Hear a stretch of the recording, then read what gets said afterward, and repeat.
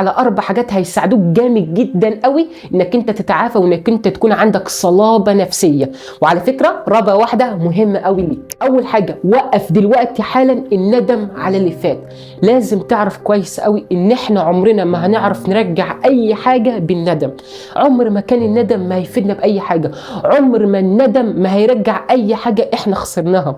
ده بالعكس، الوقت اللي انت بتضيعه وانت ندمان فيه هتضيع وقت اكتر بكره هتندم عليه. فايه بقى لازمته الندم؟ فاهمني؟ حالا سامعني، حالا سامح نفسك على كل اللي فات.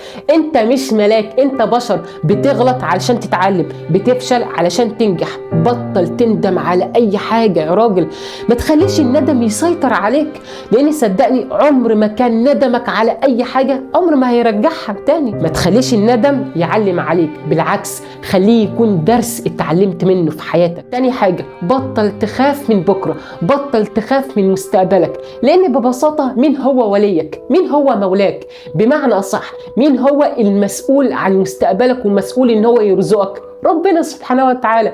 وانت عندك بذمتك عندك شك ولو ثانيه واحده ان ممكن ربنا سبحانه وتعالى يضيعك؟ اوعى، ده الشيطان هو كده بيضحك عليك. ربنا سبحانه وتعالى مستحيل ان هو يضيعك. ربنا سبحانه وتعالى دايما بيعمل لك اللي فيه مصلحتك، دايما بيعمل لك اللي فيه خير ليك. حرر نفسك من اي حاجه انت خايف منها ان هي تحصل لك، لان صدقني الامر كله لله، الامر كله بايد ربنا سبحانه وتعالى، متعلق بايد ربنا ومتعلق بسعيك. وادخل السنه الجديده وانت حاطط في دماغك ومؤمن بايه وأن ليس للإنسان إلا ما سعى. كل اللي عليك انك انت تسعى وانك انت تعمل عليك وتسيب الباقي بقى على ربنا، وانك انت تتوكل على ربنا. ربنا سبحانه وتعالى بيحب العبد اللي هو يكون متوكل عليه.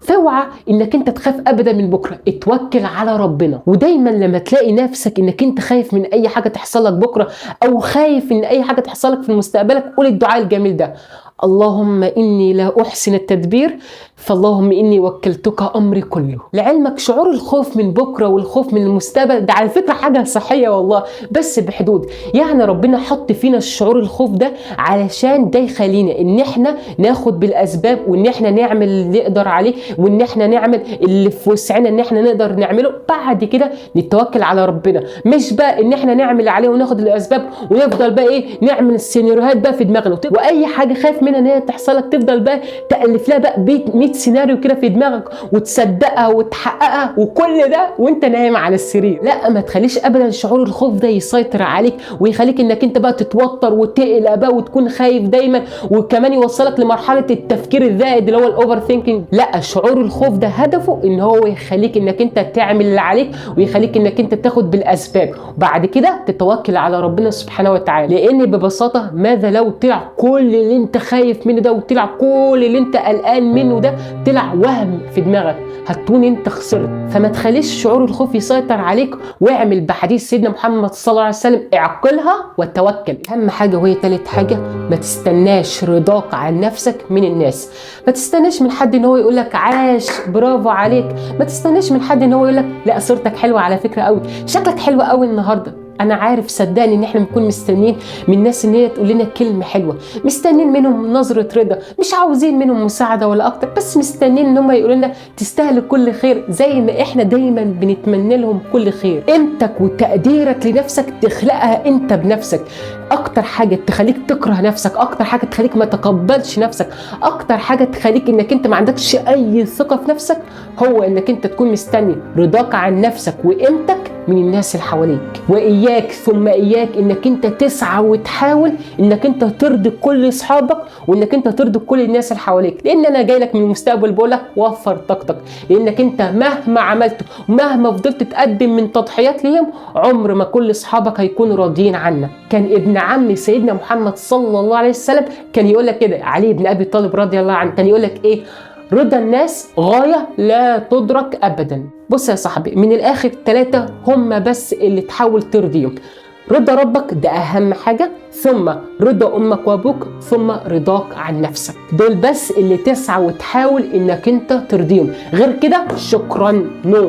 اهم حاجه نظره ربنا سبحانه وتعالى ليك ونظرتك انت لنفسك. طالما انت عامل عليك، طالما انت مش ظالم اي حد ولا قاصر بخاطر اي حد ولا اذى اي حد، خلاص. دايما يقولك ايه؟ ارضى انت عن نفسك تكن اغنى واصلح الناس. اما اخر حاجه اللي انت مستنيها، اوعى تقول مش عارف. عن تجربه والله مفيش حاجه قلت فيها انا مش عارف اعملها غير وفشلت فيها وما عملتهاش.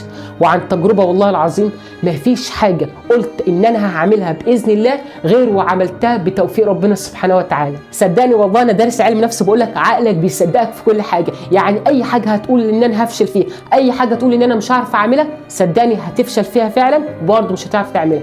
واي حاجه هتقنع بيها نفسك انك انت تقدر تعملها وانك انت هتنجح فيها، هتنجح فيها، وعقلك هيساعدك انك انت تعملها وهيساعدك انك انت تنجح فيه. البودكاست اللي انت سمعت اللي هو بتاع استاذ ياسر كان يقول لك ايه؟